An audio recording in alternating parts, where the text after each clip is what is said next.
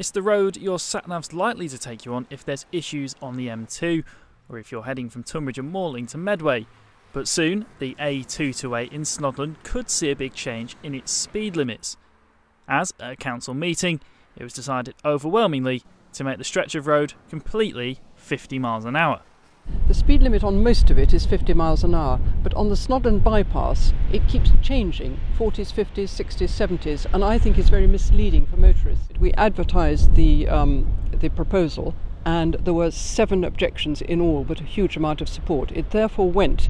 to a member meeting of Kent County Councillors who are local to the area and Tunbridge and Morling councillors, where it was unanimously agreed that the 50 mile an hour was a good idea. The road behind me is currently national speed limit on one side heading towards Holborough Lakes and 40 miles an hour on this side heading towards the M20, and those different varying speeds, councillors say, is causing drivers confusion and meaning that a lot of the time they don't actually stick to the speed limit of the road that they're on. However, with a new crossing being built at the Holborough Lakes end where it is currently national speed limit, the councillors are also saying that it could be an accident waiting to happen.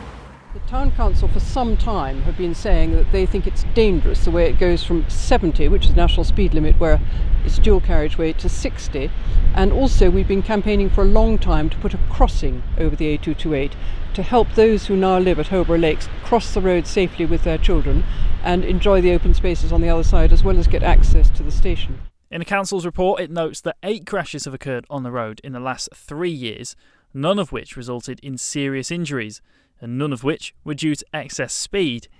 Kent Police also carried out their own informal consultation, which also concluded that the 50 mile an hour speed limit may not be a high priority to enforce, but for those in the area, they're adamant that it'll benefit everyone. It does mean that people and children will be safer crossing the road and